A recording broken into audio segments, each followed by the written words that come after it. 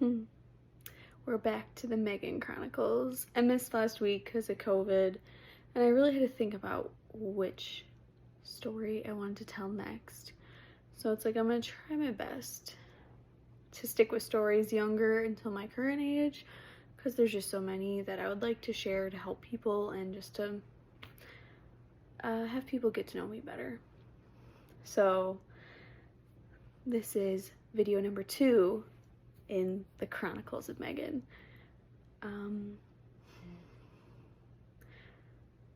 The first best friend I had,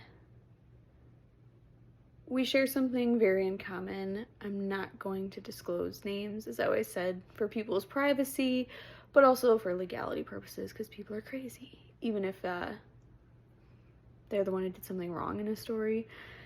So this was someone I met when I was very young. They were a few years older than me. And we'll do a full disclosure here, okay? This story is going to be generally around being inappropriately sexually assaulted for like a good 4 solid years of my life. So full disclosure, it's like a trigger warning for a lot of people. I got PTSD, so I understand. So at this point in the video, you should probably bow out if you don't want to follow along any further. Okay, so I was 4 years old when I met this person. We became really, really, really close friends.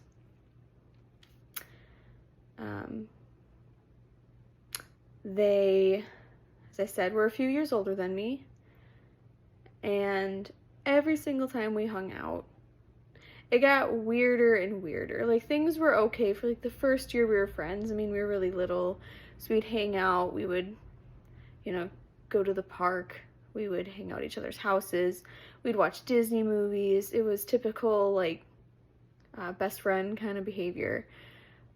But then things started getting weird when they wanted to start, let's say, playing doctor. And then playing doctor turned into a lot of very inappropriate touching and kissing and feeling. And I also went to school with this person. So when the friendship started evolving from, I assume this is what friendships are supposed to be like, into, sorry, Wyatt just kicked me in the rib, to every single time I saw this person, it was like this very twisted, dark cloud feeling of, what are they going to do to me this time? Because every single time something sexual would happen, and it happened for years. And it was a really horrible, I would say, experience to have a first, like, best friend like that, because it ruined a lot of friendships for me going forward, because every single time I did have a friend, I assumed other people were just as conniving and secretive and everything else. So when I kept trying to get caught several times, because we would have sleepovers and stuff, and my parents would always be weird when I'd be like, oh, I don't want to have a sleepover with them.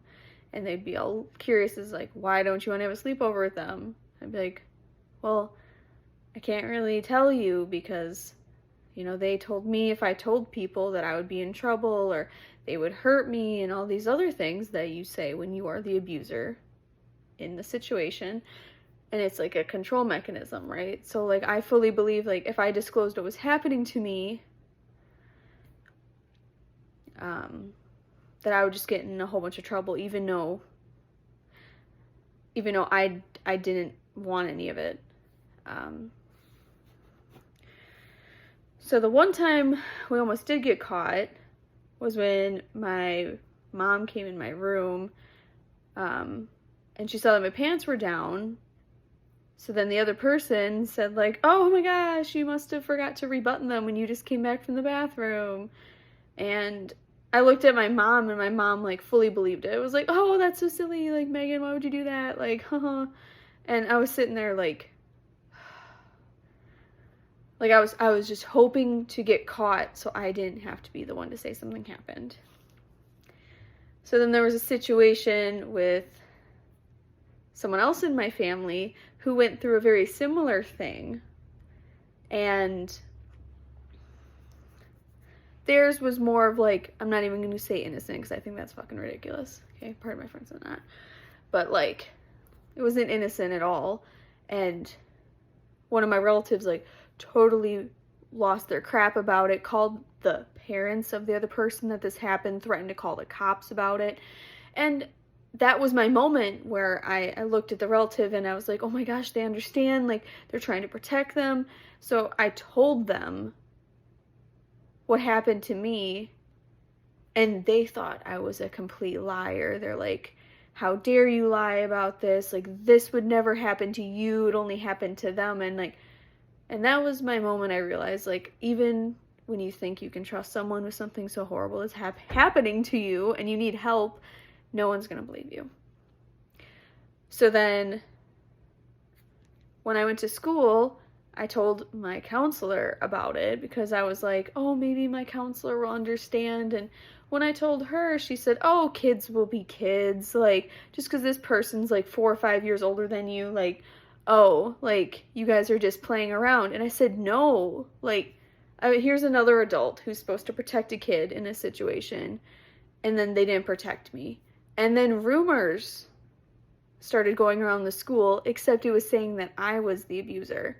Someone who's 4 to 5 years younger than this person and has no idea anything that's happening, and now it's a tit for tat versus what they said versus what I said.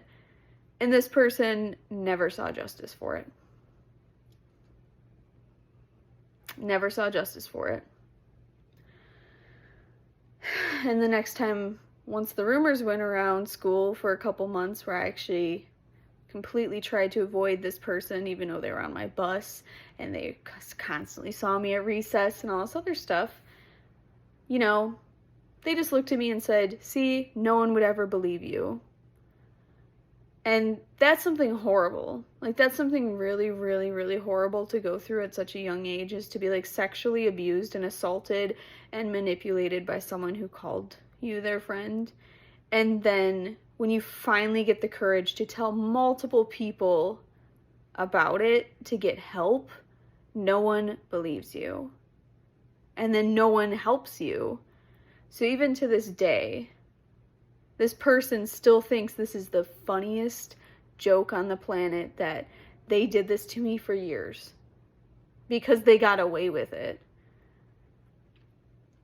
And that's why, like, I want to share the Megan Chronicles with everyone, because I don't want that to happen to anyone else.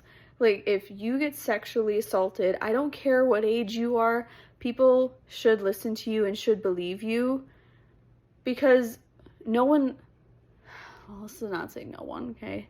Some people are bad people out there and they lie about things like this, and some people are bad people who do things like this. But when you are genuinely sexually assaulted for years of your life and you go try to find help and no one believes you, or you get in trouble for speaking out because no one wants to help you,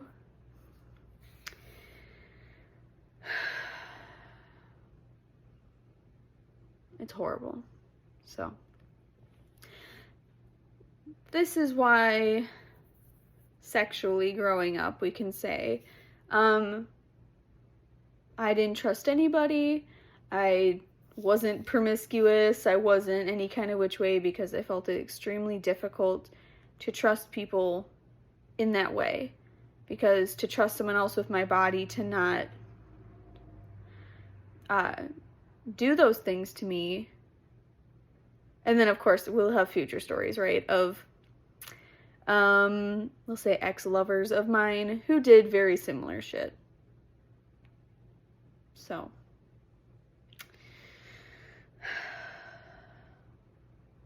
yeah. So Megan Chronicles Part 2. The infamous first best friend is what we're going to call this one. So, anyone out there who has been sexually assaulted, who's going through sexual assault, honestly, seriously, go right to the cops. Try to get something on video. Try to get some hardcore proof of it happening. Something. Because to this day, my abuser still wandering around out there thinking that this is a big joke that this happened to me. So, thank you for watching. This is the Megan Chronicles Part 2.